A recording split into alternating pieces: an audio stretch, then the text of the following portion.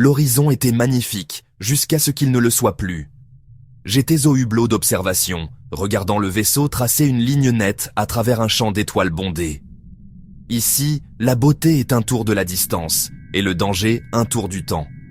Au moment où vous remarquez l'un ou l'autre, il est déjà trop tard. La coque vrombissait comme un animal lent et patient.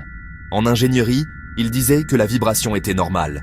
Contraction thermique, micro-impact, murmure routinier du vide. Mais la tonalité avait changé depuis que nous avions quitté l'éperon de Persée. Elle portait une vibration qui n'appartenait ni au métal ni aux mathématiques. L'atmosphère à bord s'est éteinte sans commande. Les panneaux le long du couloir viraient vers un spectre plus sombre, comme si le vaisseau voulait que nous voyions les étoiles plus clairement. Je me suis dit que c'était le système qui se recalibrait pour les scans longue portée. Je me suis dit beaucoup de choses, et aucune d'elles ne semblait vraie. C'est là que les signaux ont commencé. Au début, ils sont arrivés comme un silence pesant. Un vide à l'intérieur du vide. Les capteurs l'ont signalé comme une anomalie.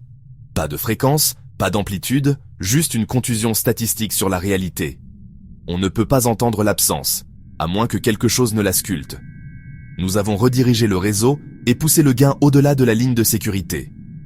Le bruit est revenu comme du grésil, granuleux, indécis, inamical. En dessous, un motif essayait de se résoudre, comme un visage derrière un verre dépoli. La Drelila Moreau, notre astrophysicienne, s'est penchée comme si la proximité pouvait changer la physique. Ses yeux faisaient ce qu'ils font quand l'univers devient intéressant. Grands ouverts, concentrés, sans peur. J'ai envoyé le flux au laboratoire acoustique. Si le cosmos ne parle pas notre langue, je lui en apprendrai une.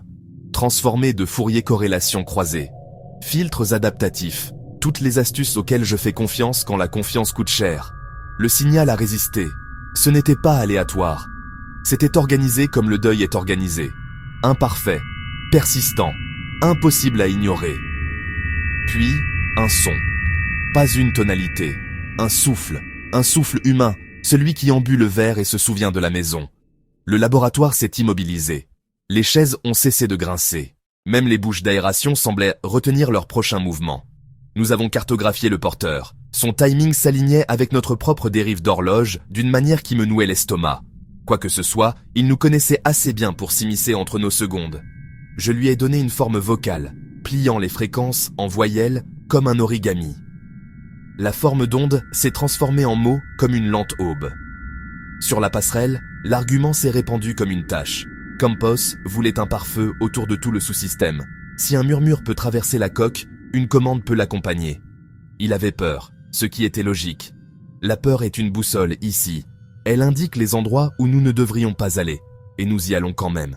Lila était fascinée. Elle disait que la curiosité est une sorte de devoir. Si l'inconnu frappe, c'est une insulte de ne pas répondre. Sa voix est restée égale, mais j'ai entendu le tremblement en dessous, celui qui vient de la reconnaissance d'un motif.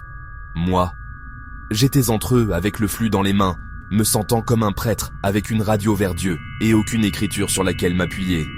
Elle a dit, Lila, l'Adré Moreau n'a pas respiré. Je crois qu'aucun de nous n'a respiré.